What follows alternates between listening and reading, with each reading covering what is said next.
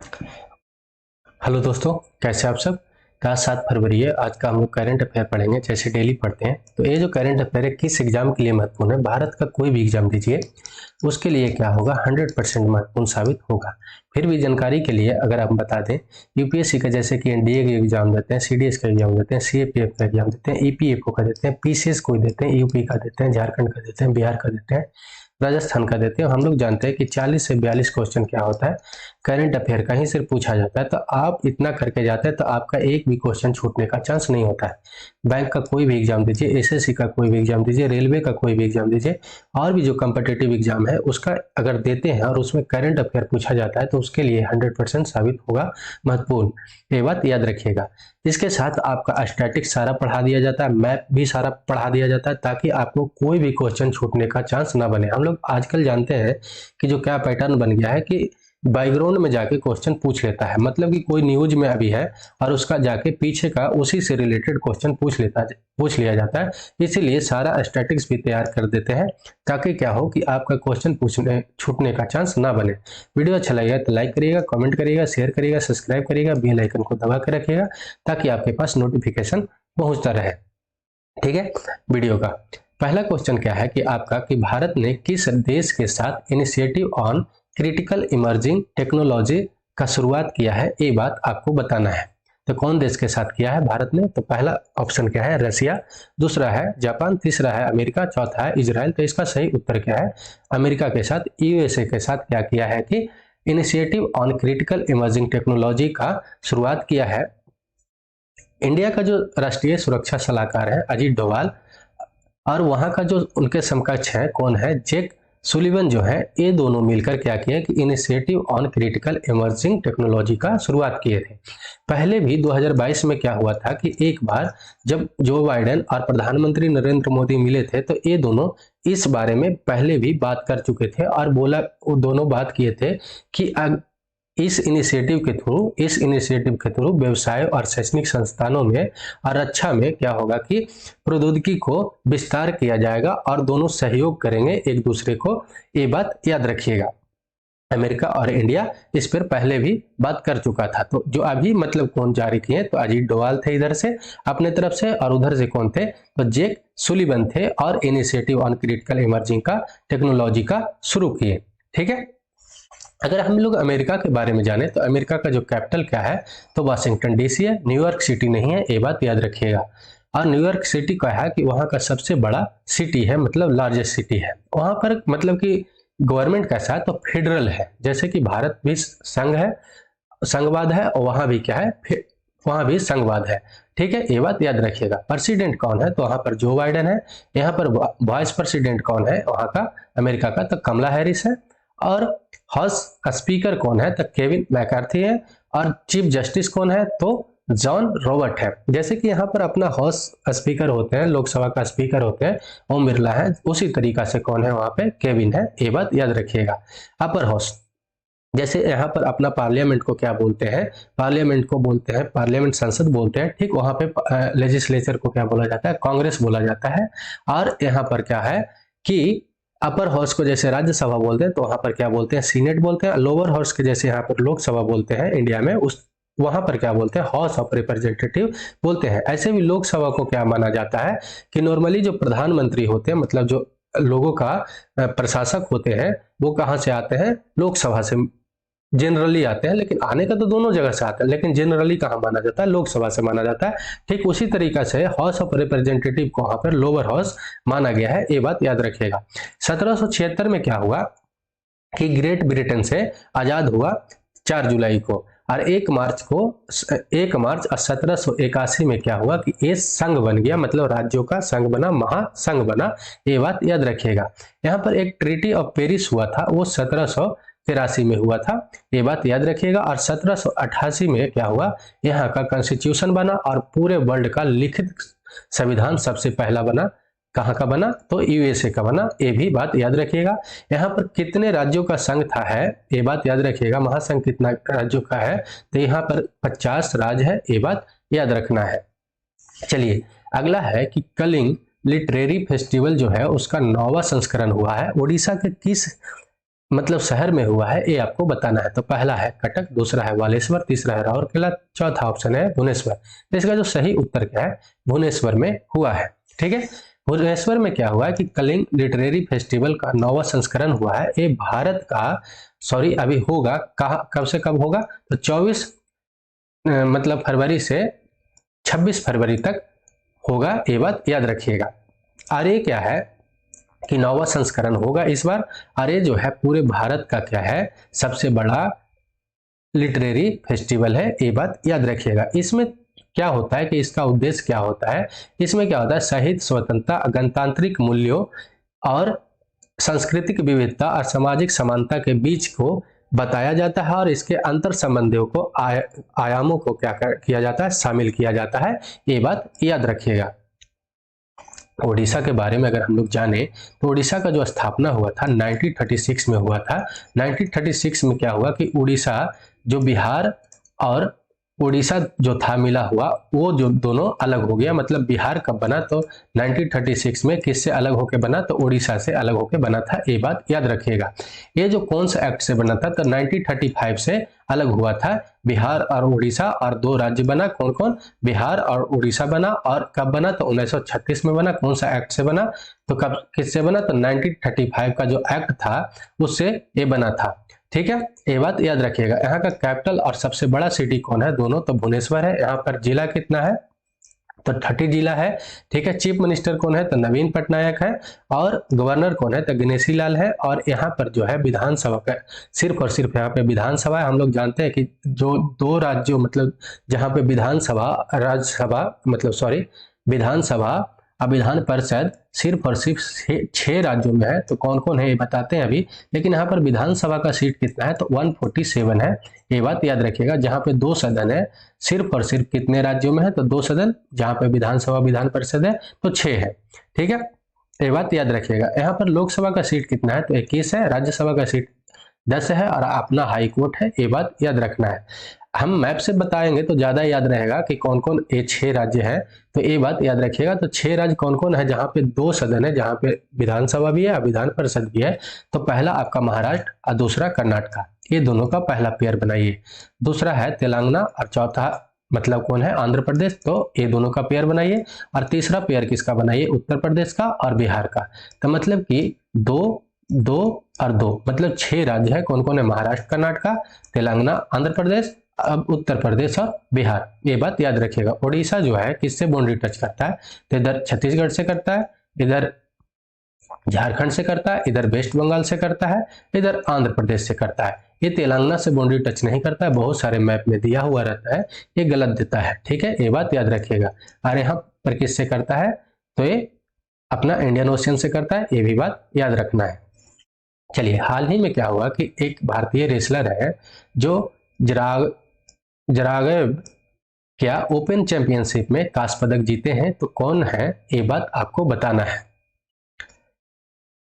पहला है ऑप्शन है रवि कुमार दहिया, दूसरा ऑप्शन है साक्षी मलिक, तीसरा ऑप्शन है अमन सहरावत, और चौथा ऑप्शन है बजरंग पुनिया। तो इसका जो सही उत्तर क्या है, अमन सहरावत है, ये बात याद रखिएगा। अमन सहरावत जो है यूएसए का जेन रे जो थे, उनको क्या किए, ये 10-4 से हराकर कांस्य पदक जीते। ठीक है, जो फाइनल में कौन जीते, तो ये जापान का यूतो को हराकर कौन, अली अब्बास राजदे जो अजरबैजान के हैं, वो स्वर्ण पदक मतलब गोल्ड मेडल जीते हैं, ये बात याद रखिएगा।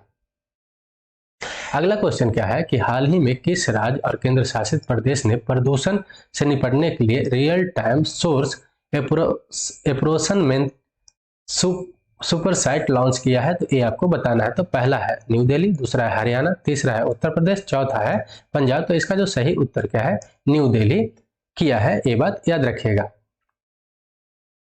अरविंद केजरीवाल जो है, वहां का जो दिल्ली का मुख्यमंत्री जो है, real time source apportionment super site launch किए हैं। और ये जो है किससे किससे मिलकर ये जो समिति बनाए हैं, तो आईआईटी दिल्ली, आईआईटी कानपुर और थेरी जो है उससे संयुक्त होकर क्या किए हैं कि ये जो है ये प्रदूषण नियंत्रण समिति एक बनाया है। और इस समिति में कहा होगा कि यहाँ का जो भी प्रदूषण होगा उसके बारे में तो बताया जाएगा ही जाएगा, और साथ में साथ क्या होगा कि अगले 3 दिन का पूर्वानुमान भी लगाया जाएगा कि कैसा यहाँ पे रहने वाला है, ये बात बताया जाएगा, ठीक है, ताकि लोगों को पहले से जानकारी हो जाए कि अगला दिन कैसा रहेगा, ये बात याद रखिएगा, ठीक है। दिल्ली का अगर बारे में बात करें तो दिल्ली बहुत पुराना अपना जगह है और बहुत ही ज्यादा यहाँ पर सांस्कृतिक भी बसा हुआ है, क्योंकि बहुत सारे जो राजा थे दिल्ली पे राज किए हैं, ठीक है।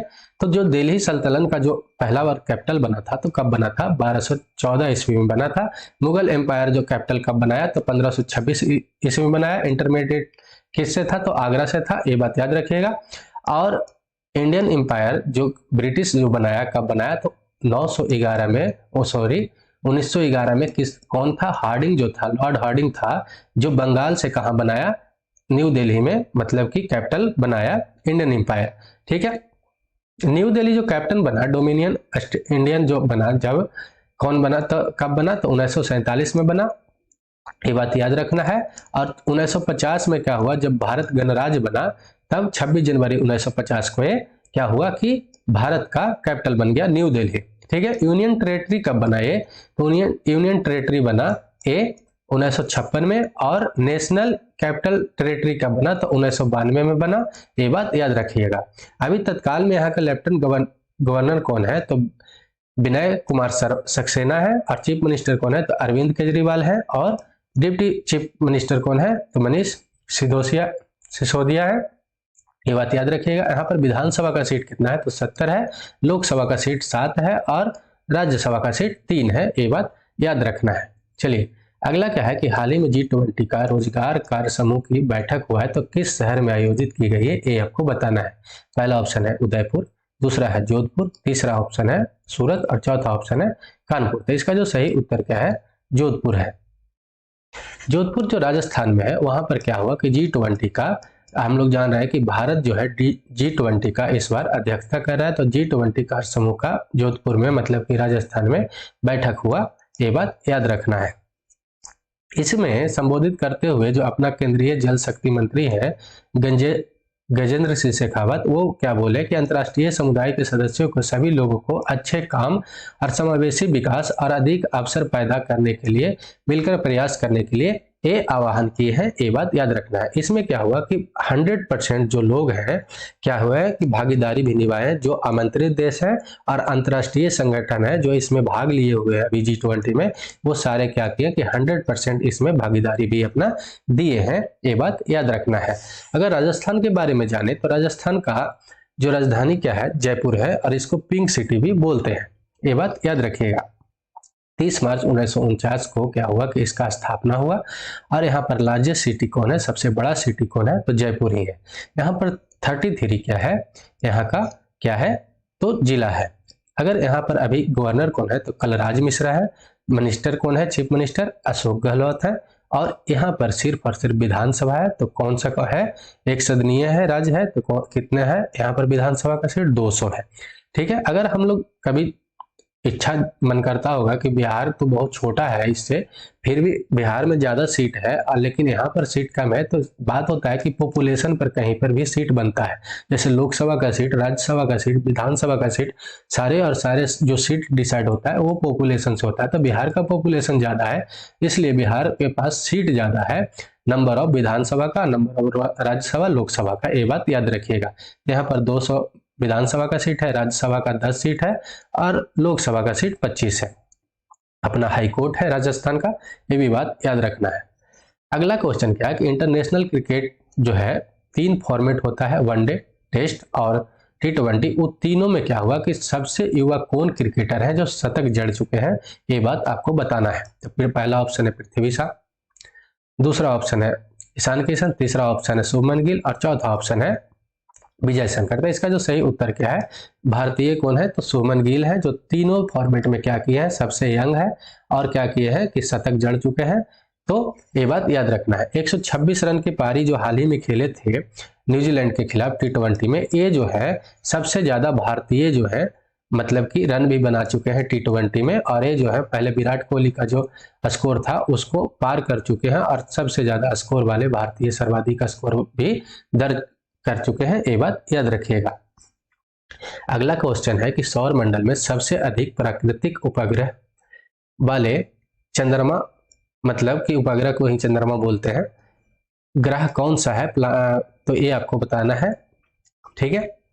तो पहला है शनि ग्रह, दूसरा है बृहस्पति जिसको जुपिटर बोलते हैं, तीसरा है आपका पृथ्वी जिसको अर्थ बोलते हैं ये, और चौथा है आपका अरुण जिसको यूरेनस बोलते हैं। तो इसका जो सही उत्तर क्या है, बृहस्पति है। हम लोग जानते हैं कि पहले जो कौन सा ग्रह था, तो पहले था शनि था जिसके पास क्या था कि 83 उपग्रह था, ठीक है। लेकिन क्या हुआ कि 2022 और 2021 में हवाई मतलब कि जो यूएसए का जगह है और चिली जो जगह है उसमें क्या है दूरबीन लगाया हुआ है। वो दूरबीन जो है 12 उपग्रह को क्या किया कि और खोज किया, और बृहस्पति को क्या अभी बना दिया गया है, बृहस्पति को अभी बना दिया गया है कि सबसे ज्यादा उपग्रह वाला क्या हो गया है, ग्रह बन गया है। उसके पास कितना हो गया, तो अभी बृहस्पति के पास कितना हो गया, मतलब जुपिटर के पास अभी कितना हो गया, तो 92 हो गया है उपग्रह, ठीक है। ये बात याद रखिएगा। यूरेनस के बारे में पूछे तो यूरेनस को 27, नेपच्यून के 14, मंगल को 2 और पृथ्वी के पास 1 प्राकृतिक उपग्रह है। तो ये बात याद रखना है। अगला क्वेश्चन क्या है कि बंगाल सब एरिया के नए जनरल ऑफिसर कमांडिंग के रूप में किसे कार्यभार संभाला गया है। तो ये बात मतलब कार्यभार दिया गया है, ये बात आपको बताना है। तो कौन है इनमें से, ये बात आपको बताना है। तो पहला एच धर्मराजन, दूसरा अजय पाल सिंह, तीसरा ऑप्शन है सतिंदर सिंह, चौथा ऑप्शन क्या है योगेश कुमार शर्मा। तो इसका जो सही उत्तर क्या है, एच धर्मराजन है, ये बात याद रखिएगा। एच धर्मराजन का क्या हुआ कि अभी बंगाल का सब एरिया का नए जनरल ऑफिसर मतलब कमांडिंग के रूप में यहाँ पर नियुक्त किया गया है, ये बात याद रखिएगा। ये बहुत बड़े पहुंचे हुए आदमी है, बहुत ज्यादा इनको मेडल भी मिल चुका है। तो कौन कौन सा मेडल मिला है, तो विशिष्ट सेवा मेडल मिला हुआ है, ठीक है, और सेना मेडल बार से इनको सम्मानित पहले कर दिया गया है, ठीक है, ये बात याद रखिएगा। इनको बंगाल सब एरिया का जनरल ऑफिसर कमांडिंग के रूप में अभी कार्यभार संभाला दिया गया है। वीडियो अच्छा लग रहा हो तो लाइक, कमेंट, शेयर और सब्सक्राइब जरूर करिएगा। वेस्ट बंगाल के बारे में जाने तो 26 जनवरी और 1950 को क्या हुआ कि इसको कैपिटल मतलब कि एस्टेब्लिश किया गया, ठीक है। और इसको कैपिटल का कहाँ है, तो कोलकाता में है। लार्जेस्ट सिटी भी कोलकाता है, कोलकाता एक महानगर भी है। यहाँ पर डिस्ट्रिक्ट कितना है, तो 23 है। और यहाँ का अभी गवर्नर कौन है, तो सीवी आनंदा बोस है। और चीफ मिनिस्टर कौन है, तो जानते ही होंगे, दीदी जिनको बोलते हैं, तो ममता बनर्जी है। और यहाँ पर लेजिस्लेचर क्या है, तो सिर्फ और सिर्फ विधानसभा है। कितना है, तो 294 सीट है, ये बात याद रखिएगा। लोकसभा का सीट 42 है और राज्यसभा का सीट 16 है, ये बात याद रखिएगा। कोलकाता का अपना हाई कोर्ट भी है, और कोलकाता का हाई कोर्ट में ही अंडमान निकोबार का हाई कोर्ट भी जुड़ा हुआ है, ये भी बात याद रखना है। ये वेस्ट बंगाल है और ये अंडमान निकोबार है। अंडमान निकोबार का हाई कोर्ट कहाँ है, तो कोलकाता ही हाई कोर्ट है, मतलब कि कलकत्ता हाई कोर्ट ही है, जिसको कोलकाता बोलते हैं, तो कलकत्ता हाई कोर्ट ही है, ये बात याद रखिएगा। कलकत्ता जो है इधर आपका बाउंड्री एक इंटरनेशनल बाउंड्री टच करता है, किससे, तो बांग्लादेश से करता है, और एक करता है किससे, तो नेपाल से करता है, ये भी बात याद रखिएगा। 2 इंटरनेशनल बाउंड्री टच करता है, इधर बिहार से बाउंड्री टच करता है, इधर झारखंड से करता है, इधर उड़ीसा से करता है। इधर एक किससे करता है, तो असम से करता है, ये बात याद रखना है इतना। ये तो बे ऑफ बंगाल है ही, मतलब कि इंडियन ओशन।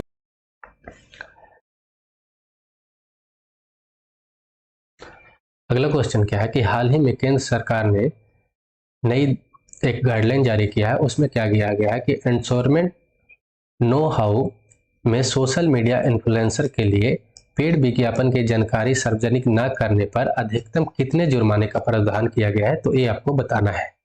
तो पहला ऑप्शन है 10 लाख रुपया, दूसरा ऑप्शन है 20 लाख रुपया, तीसरा है 50 लाख और चौथा ऑप्शन है 60 लाख रुपया। तो इसका जो सही उत्तर क्या है, 10 लाख याद रखिएगा, ठीक है। ये रोहित सचिव कुमार सिंह जो है एक सचिव है अपने, कौन किस मामले का सचिव है, तो उपभोक्ता मामले का एक सचिव है, ठीक है, रोहित कुमार सिंह। वो क्या किया गया है कि मशहूर हस्तियों और सोशल मीडिया पे इन्फ्लुएंसर को एंश्योरमेंट गाइडलाइन एक जारी किए हैं, और उसमें क्या हुआ है कि कंज्यूमर प्रोटेक्शन एक्ट 2019 के तहत क्या किया गया कि अगर भ्रामक विज्ञापन के द्वारा अगर कोई निर्धारित होता है तो आपको क्या होगा कि एक जुर्माना लगेगा। उस जुर्माना में कितना दिया जाएगा, 10 लाख दिया जाएगा। अगर कोई भ्रामक लोगों को आप गलत सजेशन करते हैं और उसके लिए आप कोई विज्ञापन छिपाते हैं तो उसके लिए अगर आपको कितना देना पड़ेगा, 10 लाख रुपया देना पड़ेगा, ये बात याद रखिएगा। और ये बार बार अपराध करिएगा तो 50 लाख तक का भी आपको पास जुर्माना लग जाएगा, ये बात याद रखना है। ठीक है, अगला क्वेश्चन क्या है कि हाल ही में भारत ने किस देश के को अंतर्राष्ट्रीय सौर संगठन में शामिल किया है, तो ये आपको बताना है। तो पहला ऑप्शन क्या है, कांगो, दूसरा है क्या, एंटीगा, तीसरा है आपका नामीबिया और चौथा है बरमूडा। तो इसका सही उत्तर क्या है कि आपका कांगो को भारत अभी अंतर्राष्ट्रीय में जोड़ा है। अंतर्राष्ट्रीय जो सौर ऊर्जा है उसमें क्या हुआ है, सौर गठबंधन है उसमें जोड़ा है, किसको, तो कांगो को जोड़ा है। ठीक है, कांगो का जो क्या है कि राजदूत है रेमंड सर्ज वेल, वो संयुक्त सचिव जो है क्या किए हैं कि उपस्थिति में, संयुक्त सचिव की उपस्थिति में AISA का में ज्वाइन कर लिए हैं, ये बात याद रखिएगा। अंतर्राष्ट्रीय सौर संगठन का क्या है कि प्रथम वर्ग का क्या हुआ कि प्रधानमंत्री जो अपने नरेंद्र मोदी है 2015 में इसके बारे में बताएं और इसके पहल दिए। ठीक है, इसमें क्या होता है कि सौर से जो भी मतलब कि बिजली उत्पन्न होगा, उससे जो पावर जनरेट होगा उसका बढ़ाने के लिए, जागरूकता बढ़ाने के लिए, क्योंकि हम लोग जानते हैं कि ये जो है एनर्जी एक रिन्यूएबल एनर्जी भी है और क्लीन एनर्जी भी है, इसको इसीलिए बढ़ाने के लिए इसमें बात किया जाता है और ज़्यादा से ज़्यादा जितना से हो सके सौर एनर्जी पर काम किया जाए, इसके लिए इसको बढ़ावा दिया जा रहा है। अगर ISA का फुल फॉर्म हम लोग जाने जिस तरह से हिंदी में था, तो इंटरनेशनल सोलर अलायंस इसको इंग्लिश में बोलते हैं। ठीक है, इसका शॉर्ट फॉर्म तो ISA है ही। ठीक है, और फॉर्मेशन इसका कब हुआ, तो 30 नवंबर 2015 को हुआ था, ये बात याद रखिएगा। इसका मतलब कि कहाँ पे बना, तो ये फ्रांस का पेरिस में बना, लेकिन इसका हेडक्वार्टर कहाँ है, गुड़गांव हरियाणा इंडिया में है। यहाँ पर रीजन सब क्या है कि all member of UN United nation का है यहीं, और रिन्यूएबल एनर्जी पे बात होगा, और 87 मेंबर है अभी UN का, ये बात याद रखिएगा। और यहाँ पर लैंग्वेज क्या है, तो हिंदी, फ्रेंच, इंग्लिश इसका लैंग्वेज है। एक बात हुआ कि इफ्को जो है यूरिया जो का मतलब खाद जो बनाता है, इफ्को जो है nano urea liquid fertiliser plant की आधारशिला रखा है, तो किस में रखा है, कहाँ पे रखा है, ये आपको बताना है। मतलब लिक्विड नैनो यूरिया के बारे में बताया, तो ये जो होता है कि लिक्विड अगर यूरिया होगा तो क्या होता है कि ये जो अगर पौधों में डाला जाएगा तो इसके जड़ तक आसानी से और सही तरीका से पहुंचता है। ठीक है, ये बात याद रखिएगा। तो कौन सा राज्य में अभी आधारशिला रखा गया है, तो ये आपको बताना है। तो पहला है मध्य प्रदेश, दूसरा है राजस्थान, तीसरा है बिहार और चौथा है झारखंड। तो इसका सही उत्तर क्या है, झारखंड में रखा गया है। सबसे पहला कहाँ रखा गया था, तो गुजरात में, ये बात याद रखिएगा। ठीक है, तो झारखंड में अभी रखा गया। झारखंड में अमित शाह जो है अपने जो केंद्रीय गृह मंत्री हैं और सहकारिता मंत्री अमित शाह जो है झारखंड के देवघर जिले में 450 करोड़ रुपया के लागत से क्या किया कि इफ्को नैनो यूरिया तरल उर्वरक संयंत्र की आधारशिला रखे हैं। इस प्लांट से क्या होगा कि बिहार, झारखंड और पश्चिम बंगाल और उड़ीसा के किसानों को खाद की आपूर्ति की जाएगी यहाँ से। ठीक है, तो इसका फॉर्मेशन अगर झारखंड का हम लोग जाने तो ये जो बिहार से अलग होके कब बना, तो 15 नवंबर 2000 ईस्वी को ये जो है अलग हो गया। इसका कैपिटल क्या है, तो रांची है, और सब कैपिटल क्या है, तो दुमका है। लार्जेस्ट सिटी क्या है, तो जमशेदपुर है। यहाँ पर डिस्ट्रिक्ट कितना है, तो 24 डिस्ट्रिक्ट है। गवर्नर अभी कौन है, तो रमेश है। ठीक है, और चीफ मिनिस्टर कौन है, तो हेमंत सोरेन है। और यहाँ पर भी यूनिकैमरल असेंबली है, मतलब कि सिर्फ विधानसभा है। तो यहाँ पर विधानसभा का सीट कितना है, 81 है। और पार्लियामेंट्री कंस्टिट्यूंसी की बात करें तो राज्यसभा का सीट यहाँ पर 6 है और लोकसभा का सीट 14 है, ये बात याद रखिएगा। हाई कोर्ट भी अपना है यहाँ का, तो ये भी जान लीजिएगा। तो हाई कोर्ट है झारखंड। अगर झारखंड के बारे में जाने तो झारखंड है, अरे बिहार से बाउंड्री टच करता है, इधर आपका छत्तीसगढ़ से, इधर किससे करता है, आपका उत्तर प्रदेश से, और इधर उड़ीसा से, और इधर वेस्ट बंगाल से, ये बात याद रखना है। अगला क्वेश्चन क्या है कि भारत ऊर्जा सप्ताह 2023 का जो आयोजन हुआ है कहाँ पर हुआ है या कहाँ पर किया जा रहा है, ये आपको बताना है। तो पहला ऑप्शन है बेंगलुरु, दूसरा ऑप्शन है गांधीनगर, तीसरा ऑप्शन है पुणे और चौथा ऑप्शन है गुवाहाटी। तो इसका जो सही उत्तर क्या है आपका कि ये जो है कहाँ पे होगा, बेंगलुरु में होगा, ये बात याद रखना है। ठीक है। भारत का ऊर्जा सप्ताह जो है 2023 6 से 8 फरवरी तक को आयोजित किया जाएगा और ये जो है कहाँ पे होगा, कर्नाटक के बेंगलुरु में होगा। ठीक है, ये बात आपको याद रखना है। इसका उद्देश्य क्या है कि भारत में बढ़ती जो ऊर्जा क्षमता है उसको क्या करना है, ऊर्जा बढ़ती जो क्षमता है को अपने ऊर्जा में परिवर्तन कर एक महाशक्ति के रूप में प्रदर्शित करना है, मतलब दिखाना है, ये बात याद रखना है। तो आज का तो इतना ही। वीडियो अच्छा लगा होगा तो क्या करिएगा, लाइक करिएगा, कमेंट करिएगा, शेयर करिएगा, सब्सक्राइब करिएगा और बेल आइकन को अपना दबा के रखिएगा ताकि आपके पास नोटिफिकेशन टाइम पे पहुंचता रहे। तो चलिए ठीक है।